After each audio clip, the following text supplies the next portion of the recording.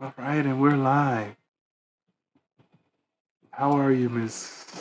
What, what is your name? Bri Wade. Miss Bri Wade. Yes. Lovely Bri. Thank you. They like to call her. Thank you.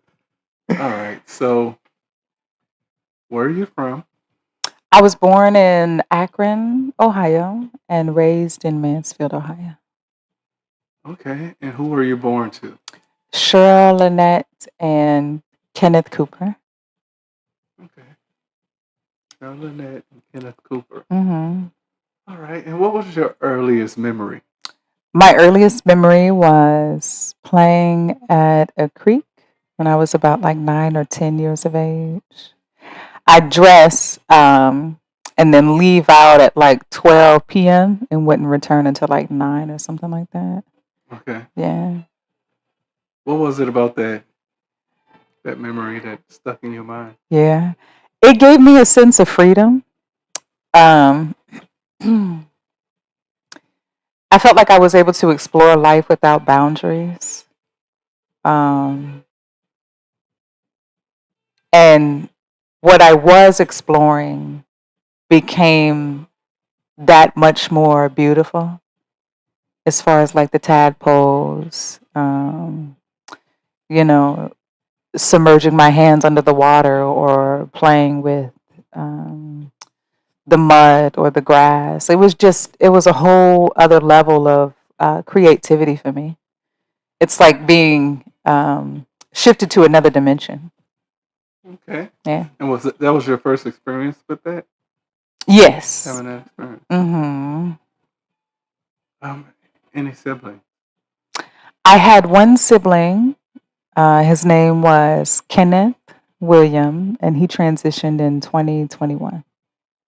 Was he older than you? Yes. Okay, so this is your older brother. hmm Were y'all raised together? Um. Yes and no. Mm, at certain intervals, I remember us like crossing paths, but we weren't consistently raised together. So I remember a part of my childhood, I lived with my grandparents and he stayed with my mother. And then it wasn't until I turned about like 13, 14 is when I went to stay with my mother. But by that time, my brother was off to college in Pittsburgh and then he moved to Georgia. So Okay, so uh, how long? Let's go a little earlier. So, were you raised with your mother and father? no, my father left when I was 2 years of age. And my mother, again, I have like split memories. Okay, So a part of my life, yes, I was raised by my mother. And then the other part, I was raised by my grandparents. okay. Mm. So, was it that 1 to 4, 1 to 5 years of age? No, Were you with your mom at that point? I was. Okay, So ages like 1 to 7, I was with my mother. And then from 7 to 14, I was with my grandparents. It was like an on and off. Some of those spots, though, have faded from my memory. So I can't remember like in detail. do you remember elementary? I do. Remember your first day? I do. Take Would us you like to there. know about it? Yes. I remember it because it was traumatizing. I ate this burrito that had mushrooms in it, or something else was going on inside the burrito. And by the end of the day, I actually threw up in front of everybody. We had to stand in the auditorium or the gym Hmm. waiting for our buses to come. And my line was up. And yeah, I just remember vomiting. I had a purple coat like this, and then I got laughed at. So I do remember. Were you a shy kid?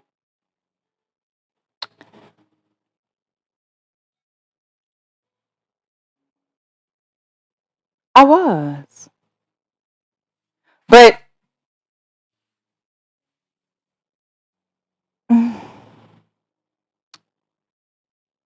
I was only shy because I didn't know how to approach anybody as far as like friends. But once that connection was made, I blossomed like immediately. Okay. Was that elementary still when Uh, that blossom came, or I'm gonna say like elementary, moving forward, middle school. Yeah, a little bit of middle school, but yeah, elementary for sure. so? How was elementary? Did you have a lot of friends? Were you into anything like sports I and stuff? was, well, not Sports. sports. I didn't get into sports until middle school. That's where I did basketball and track. Mm-hmm. And then um, elementary, I was into gemstones Okay. and jewelry making. Um, and I did enjoy elementary. I really enjoyed it. It was so fascinating to learn. So yeah, it was a beautiful time. Any favorite teachers in elementary? Yes, Miss Jarvis. I love Miss Jarvis. I ended up writing her when I was in 6th grade. Okay. She was my 2nd grade teacher at Ranchwood Elementary School. Mm-hmm. And I so adored her. I felt like she genuinely cared for me. Um, it was almost like she made an additional effort for me. So yeah, Yeah, those teachers, you never forget. I had one. Her name was Miss Colston. it's Colston. Yes. I love that name. Teachers really do have the greatest, or one of the greatest impacts on children. Yeah. They do. As a sidebar, my 10th grade teacher, um, the memory came too fast. Hold on. Miss Leonard. She was my favorite. She was my English teacher. I loved her. Shout out to Miss Leonard if you see Okay. this. So then middle school. So we go to middle school. Oh, how was home life in elementary? It wasn't pleasant. So like the years, as I mentioned, between like birth and 7, approximately, I stayed with my mother, and she was in an abusive relationship. Okay. Um, he never did anything to us, never did anything to me, but he definitely beat on my mother, and I witnessed it a lot to the extent I now have PTSD from yelling. I can't enjoy loud sounds that are random inside of a house or like in a closed sitting. So yeah, and I remember growing up alone, there wasn't any emotional support. There wasn't any mental support. Um, there was no spiritual support. There just was no support for me. So I did almost everything. You said that was up to 7th grade. I mean, I'm sorry, that was No, no, no. 7 years old. Yeah, 7. Yeah, from like birth to 7, approximately. So you're talking about around first grade, second For grade. 7. Yes. Okay. Actually, I guess I could say no. I guess I can move it up to 9 because the creek was at 9, and 3rd grade I was still with my mother. Yeah, Okay. yeah. Did It's that just, impact your huh? ability to learn or pay attention in class? How did it affect you at school It in any way? didn't. No. It didn't at all. I think I did a wonderful job at compartmentalizing certain situations, like whatever was taking place at home.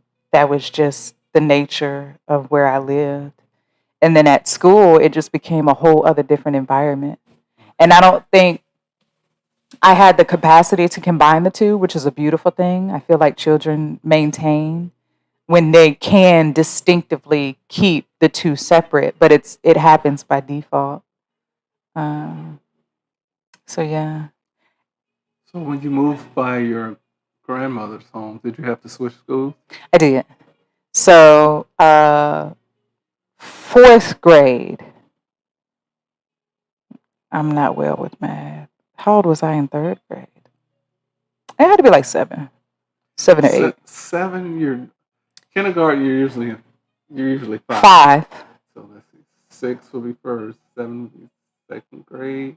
8 would be 3rd So grade. you're talking about 9 will Yeah. be 3rd grade. So Okay. 9 years old. Okay. So then my time frame is different then. So from 1 to 9 was with my mother, and then from 9 to 14 was with my grandmother, and then from 14 up until present I went back to my mother. Okay, got it.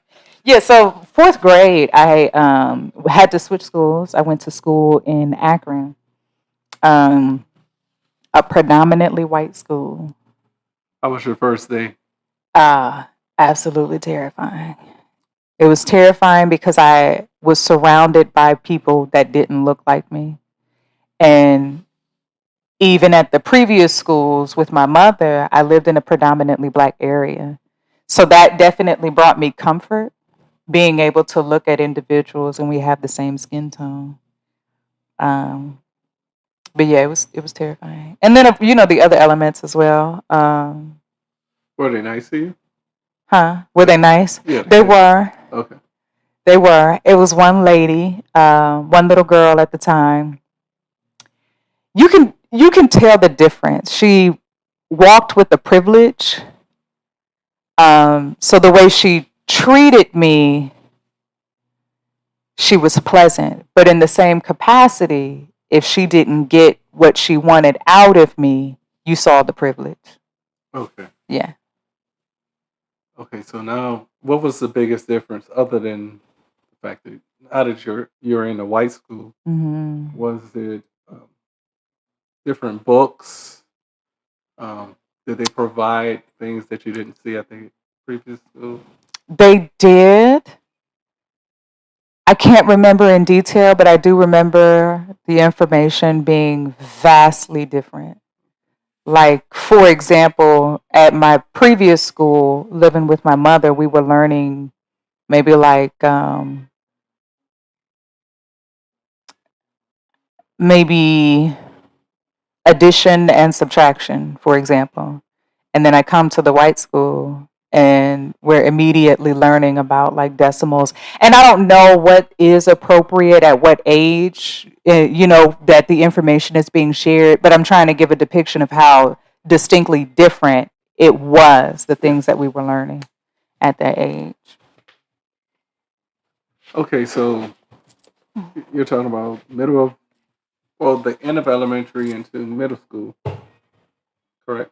The ends of elementary into middle school. Yes. So you went to 2 schools In Akron. okay. Yes. Predominantly white? Predominantly white. Okay, so middle school was predominantly white as well. Middle school.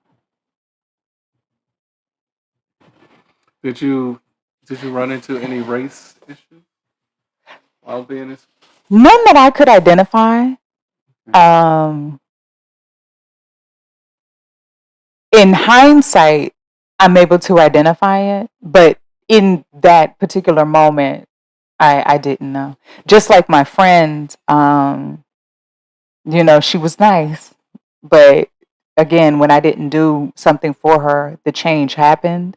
And I couldn't identify exactly what that change was. But now that I'm more developed in thought and I go back and think about it, it was the privilege. And the middle school part, I wish my memories were gathered. I think this is the first time that I'm actually going down the timeline of my memories because it's all like discombobulated and jumbled. But for middle school, I remember going to Akron for 4th grade. 5th grade, 6th, 7th, and 8th, I was back with my mother. Yeah, I was back with my mother. Okay. Well, how did your grandparents treat you?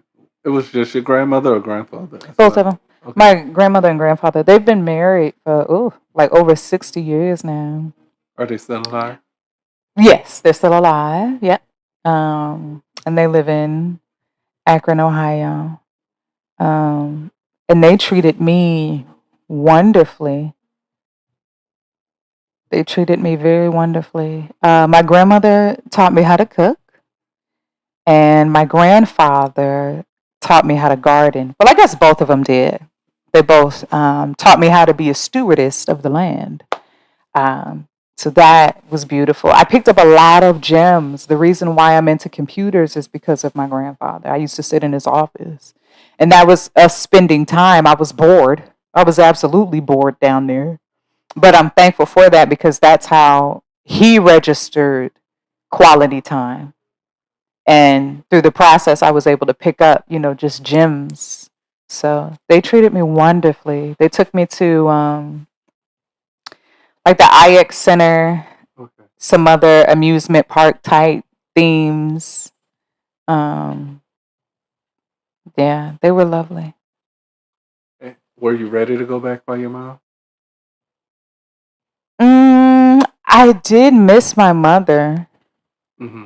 There was a time in there when I actually sat by the window um, and waited for her. It felt like I was waiting years for her to return. She said she was going to come back. So that ultimately broke my heart when I feel like that's what also created the abandonment issues that I had to heal from. But as far as wanting to go back, I missed her deeply. So wait, Hmm. you were sent by your grandparents because she was in an abusive relationship, or was there anything else going on? That, I don't know. I honestly think it had more to do with like the financial instability that we were experiencing okay. more than it had to do with her being in an abusive relationship because I was present through the majority of that. It made no sense to, now flip me over to my grandparents. Or maybe that could have been the reason, but I think it was more so finances. Being a single parent essentially and taking care of two children can be extreme. It can be a lot. Yeah, I definitely understand that part. Yeah. Okay, so you're by your grandparents. You're in school. Any boy crushes at this time, or girl? At my grandparents, no. No. So no middle school crushes. Not in Akron. I mean, I saw cute folks, but I didn't approach them. When I got back with my mother, Yes. yes, And this is still middle school. this is this is middle school. This is middle school. My first boyfriend. What's going on with you? My first boyfriend was when I was in sixth grade. So I was like 11 or 12.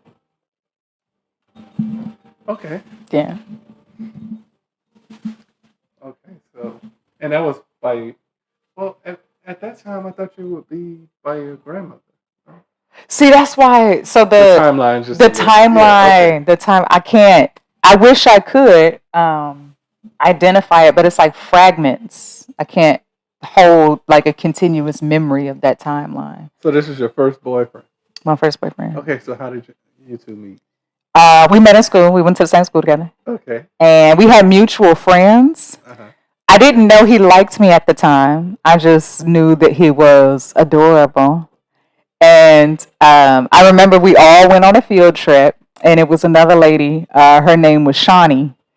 And I was walking next to him. His name is Dewan. I was walking next to Dewan, and he whispered something to Shawnee, and then he hurried up and scurried away. And then Shawnee told me, like, Dewan likes you. And I just thought it was the cutest thing because I was like, I like him too. So that's how eventually it was a mutual friend that basically was the middleman, and then they set us up together. So this was only at school, or No, he actually lived close by. okay? Yeah, he lived down the street from me. Um, so So down the street would be by your mom. yes, Okay. So yeah, by my mom. Hmm. okay. And did your your mom approved, or how did that work? I think she just kind of accepted it. Okay. Yeah, I think my mom held on to a lot of guilt the way I was raised or the things that I saw that she didn't want me to see. So it was like once I had a boyfriend, um, She it embraced it. she I don't want to say well, I could say she embraced it. I could say she embraced it. She embraced it. Okay. All right. So that was middle school. Yeah, Were y'all still together in high school? we were, but it was an on and off relationship. Okay. So it was from the age of like 11 or 12 up until 19, Okay. but it was on and off in between. So I remember one summer, he just vanished from the relationship. He stopped answering my calls, he stopped coming over. This is high school. No, this was middle school still. Okay. So middle school going into 7th grade. No, I'm sorry, hold on. Yes. So middle school going into like 6th grade, going into 7th grade. The summer of that year, he vanished. I didn't hear from him. Didn't even see him anymore. We actually had mutual friends, and he just vanished. I couldn't find him anywhere. So come to find out, I heard through word of mouth that he was dating other women. And I think he was also sexually active. I think he just wanted to explore his body and stuff. Dating other So, girls. I mean, y'all were yeah. kids. I know we were. It was painful though. Yeah. So He could have just said something. He could have just been like, hey, I'm just going to go do things in life. And I would have been that would have fine. been very mature for a 13, 14-year-old kid. But okay. Indeed. A little too mature, right? A little too. Okay. So how was high school? High school was pretty dope. Was it? It Is was. this when you got into sports and everything, or was that middle school? Um, Sports was basketball and track. Okay. Oh my gosh, my time frame. Okay, hold on. I did basketball. Yeah, I did basketball and track. I'm sorry. 7th, 8th grade, and then also did it in high school. No, I didn't. I'm sorry. So I only did it 7th and 8th grade, and then 9th grade. Yes, I did. I'm sorry. No, it's fine. It's fine. My brain. Okay, I did do track in 9th grade. There we go. I did track. I did not do basketball. Okay, Okay. I got it. You did track. I did track in 9th grade. Okay. Yes. All right. So tell me about high school. This Uh, dope place of yours. High school What was high school did bomb. you go to? I went to Mansfield Senior High. Home of the what?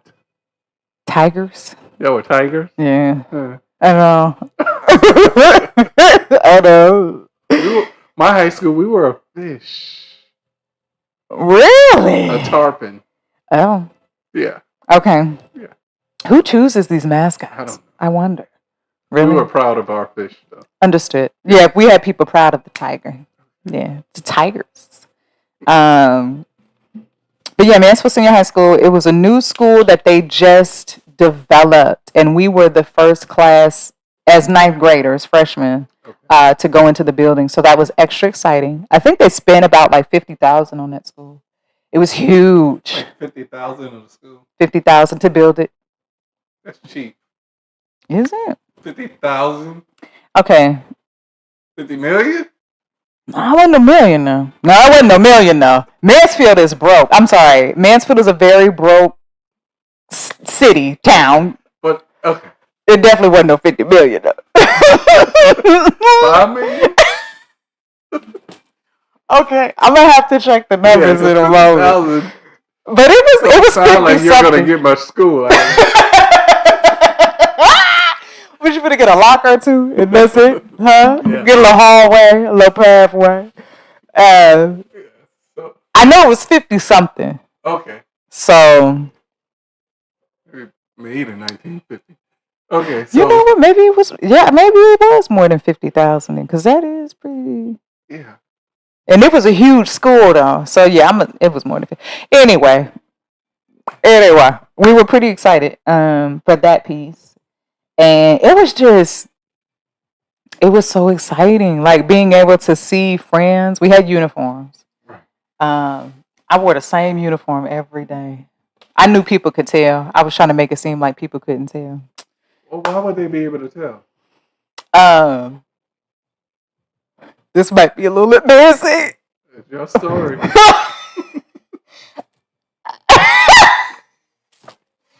I wore a shirt Okay. that was a sweater, and you know what? I'm gonna live in my truth. I'm gonna live in my truth and in my beauty. Okay. So it was a white shirt. It was a white sweater that I had, and I wore it so much that I would sweat a lot, and so the sweat stains would leave. They would leave a discoloration under my pits, right? So whenever I walked, I had to do this. I didn't have much. I don't think I had a job at that time. Or if I did, I wasn't concerned with my uniform per se. I was more so wanting to spend my money like on other clothes and stuff. Right. So I would walk the hallways like this, thinking nobody can tell. Did someone ever bring it up? Nah. Okay, well, good. Yeah. I mean, but They that let you doesn't make mean it. people don't gossip though. Yeah, but they let you make it. They did. They let me people skate don't on let my. you make I it. know. So you had I'm good kids. appreciative. Our kids want to let you make it. I'm telling you. So, I appreciate, I'm very appreciative. so y'all had uniforms. Well, that's good. Yeah. They can't tell really who has money and who doesn't. Other than the shoes now. Did you have? Yeah, I definitely kept Jordans. Oh, you had Jordans? I did. I had the retros. Those was my favorite. Okay, so no Walmart shoes, no. Nah, I had in middle school. My mother bought me Everlast shoes. They was black and white. I loved them, but they didn't let me make it. They didn't let me make it. So that's how I knew the difference between the shoes and stuff, and that's when I switched over to Jordans because I didn't want to get made fun of anymore. So yeah, I had pink and black retros. I had some other J's in there. Converse was my favorite to wear. K Swiss. So were you working while you were in high school? I was. Okay. I worked at KFC. KFC. That was my very first job. And they worked me, darling. Okay. They actually, the way that they worked me was illegal because I was still in school. They couldn't go up like a certain amount of hours. You're supposed to have a break at a certain time as well. Right. But it was more so like the since I was in school and I was 17, they had to abide by a specific amount of hours within a week. They didn't abide by it. I didn't say anything because I was getting paid. Yeah. But yeah, KFC. So that was your first job? My very first job. All right, so you were going to school and working KFC. Big girl stuff. Yeah. I wasn't spending it on anything responsible though. Like I paid my phone bill and got some clothes and stuff. That was it. Okay. So what else happened in high school? Debate teams or any? Did you join any organizations or something in high school? Did y'all have those type of things going on? We did. Okay. I did join the flag team. The flag girls. Okay. But I only joined because I wanted to prove to myself that I could do it. And as soon as they picked me, I quit. As soon as they picked me, I said, "Woo, I did it. I'm not doing this for y'all. I did this for me." So that was, I don't know. And then I was auditioning for the step team. That one made me upset because it was a white lady that took my spot. And I'm like, you can't tell me that this white lady steps better than me. You won't be able to convince me of that. So when did you start going into more African studies or digging into your African side? Was this in high school? It wasn't. Okay. So I didn't start. Okay, okay. Yeah, I just wanted to make sure we wasn't skipping anything. I will say, Okay. which is very surprising, the way our lunches was set up, you had two sides. One side was like pizza, hot dogs. I can't remember everything that was on that one side. And I ate on that side for like a couple of times, and then they started introducing on the other side wraps. So they did wraps with turkey, cheese, a more healthier option than the pizza. So ever since I went on the wrap side, I'm like, oh, this is it. This is absolutely it. Um, and I can say that was like the true start of my journey into vegetarianism. I think we'll probably get to that in a moment. But I found it to be fascinating when I did look back on that. That was an interesting thing that I did for myself. So from grade school, what would you say was your fondest moment? From grade school, from all of them. Just from, yeah. Ooh, I won Mihawk Queen. That was pretty exciting. So Mihawk is the only difference between Homecoming Queen and Mihawk is the sport. So my school was really big on track. We loved track and field. So much so we created a ceremony which would be the Mihawk Queen. So I eventually won that. That was pretty exciting. I actually I told maybe like two people that I was interested in running, and it spread like wildfire, like throughout the school. And yeah, I eventually won. That was an amazing experience for me. So were you pretty good in track?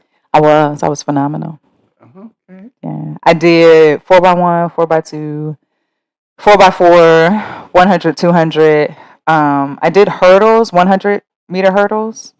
Um, wasn't a fan. I feel like I was a filler in that event. Like I didn't necessarily train. They just needed a body to run in the event. So I was like, all right, I guess I'll do it. Yeah. Same thing with the 400. I felt like they just needed somebody. But yeah, I was pretty bomb. And is there any video of this? There's no video, but I got medals though. You know what? Probably got video on YouTube. I'm gonna check. You might be trying to hide something. We did make it to nationals. I think that might be on there. So, Possibly, if they still got it up. This was back in like 2000. Ooh. I mean, they got stuff from the 90s. You right. Yes. So yeah. You right. Okay. Okay. So, how did you decide what college you were going to? I didn't. I let society decide it for me.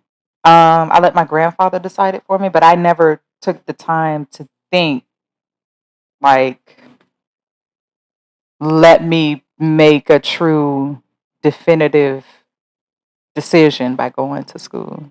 Well, did you have a plan coming out of high school? Like, okay, I want to be this when I grow up. No? I had no plan. I had so nothing. What did you think of? Like, okay, once I graduate, then what? I had nothing. What did you grow up wanting to be? I wanted to be a psychologist. Okay. But when I told my grandfather, he killed that dream. He said they don't make no money in that industry. And it just died. The dream died. And I didn't have anything because that's what I wanted to be. Yeah.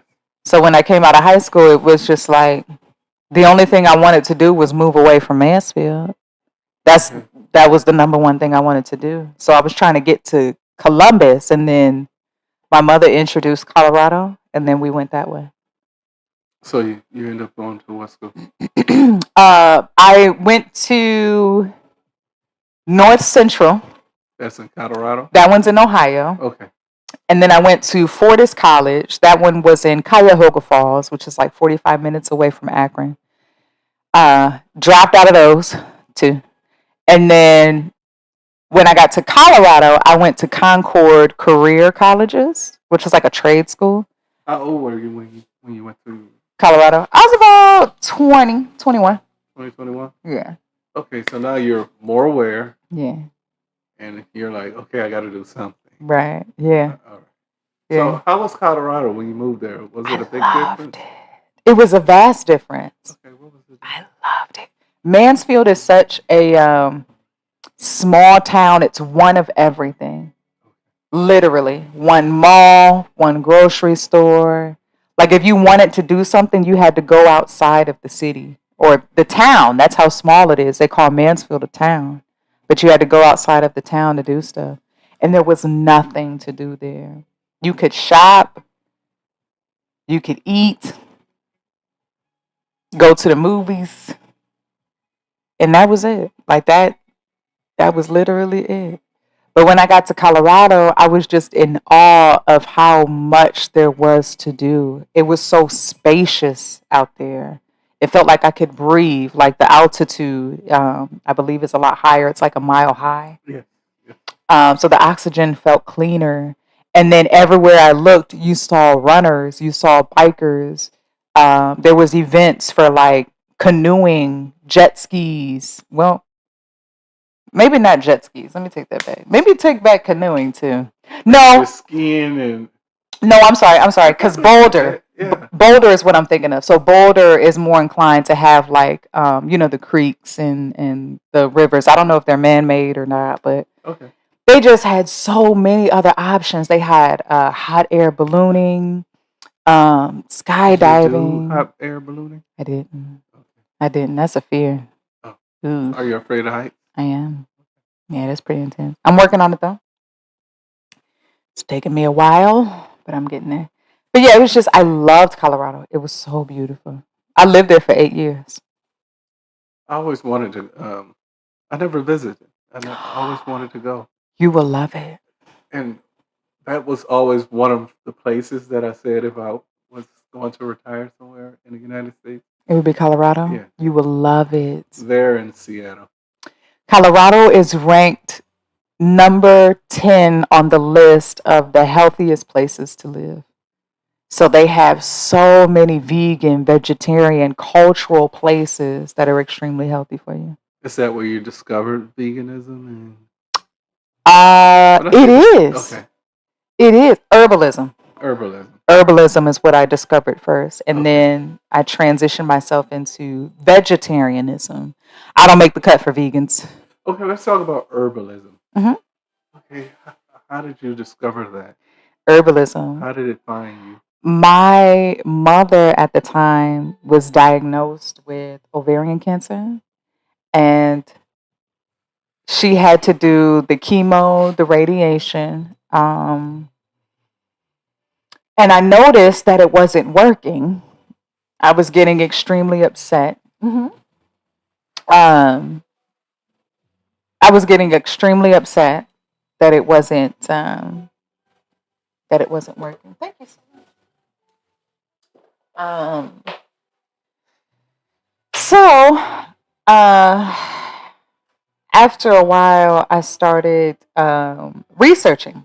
I started finding all of these different herbs, these plants, black seed oil, fenugreek, B17, which soursop, which are excellent for cancer. Um, so yeah, once she was in remission, I started implementing those natural substances. And the next doctor's visit that she had, the doctor couldn't find any cancer cells, which was phenomenal. That was so great. And then from there, I just moved it forward. I'm like, why these amazing herbs were able to cure my mother of cancer. Like, what else can I do? So then that's when I started taking supplements for myself. And it would just be random supplements. Supplements I wouldn't even eat. And when I say supplements, I'm more so talking about herbs. Um, Herbs that have been encapsulated or herbs in like raw form or spices, for example.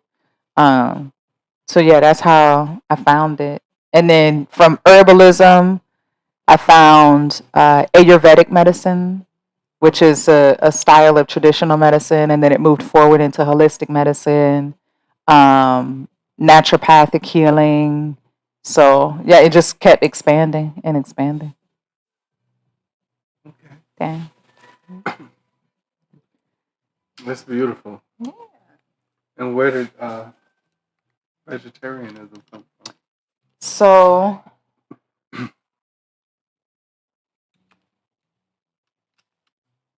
Wait, step back a little bit. yeah. So, were you listening to Dr. Sebi? Yes. I found Dr. Sebi. I latched on to Dr. Sebi. Um, I latched on to Jewel Pookrum. Okay. I don't believe, well, that's not fair for me to say. I latched on to Jewel Pookrum because she talked about health as well. She definitely had some health segments. I latched on to Alexis K. Tyler.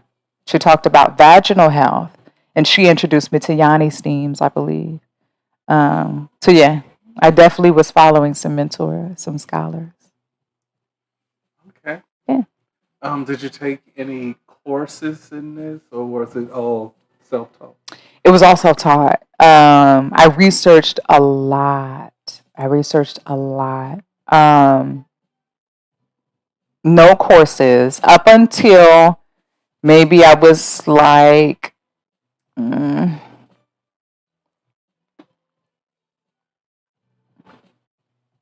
hmm, maybe like 27, 28, Mm-hmm. Yeah. or 29.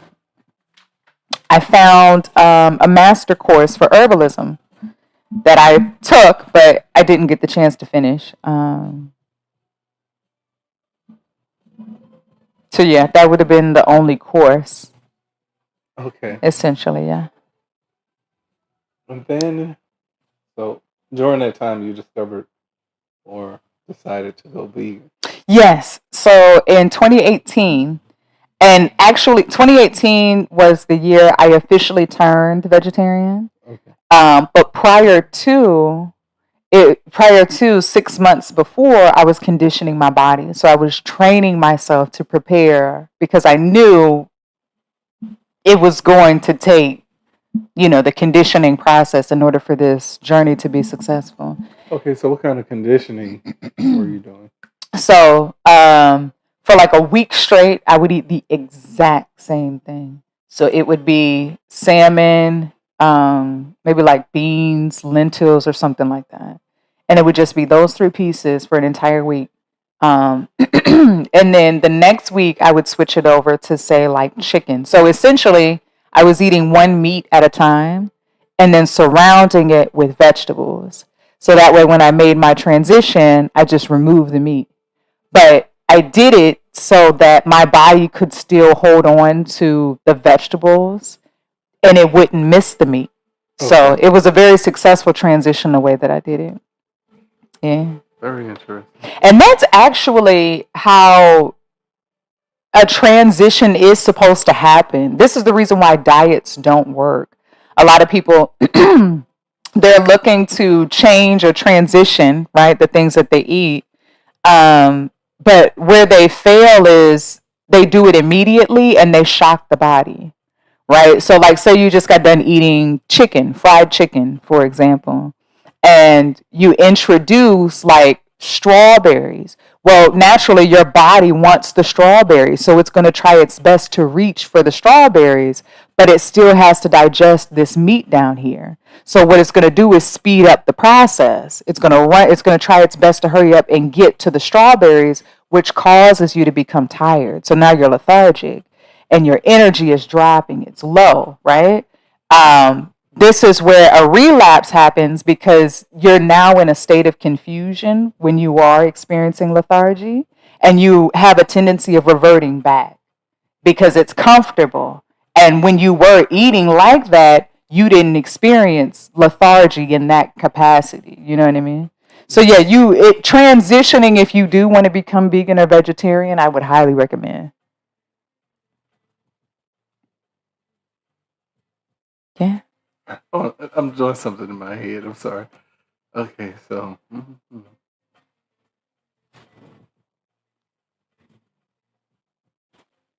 Okay. So you said at what age you were 28? Yes. Isn't it around the time you um were pregnant? I got pregnant at 27. No, 27. 26. 26. 27. No. Oh my God. Hold on. Let me do some math. It's 2023. He was born in 2016. So he would turn 7 this year. Yeah. And I'm Okay. 34. Correct. So 27. 26. Yeah, we're just Okay. I'm not good with math. Yeah. Okay. showing throughout the bit. One of them years. We just know he's here. Wait, what's going on? Okay, here we go. We're back. All right.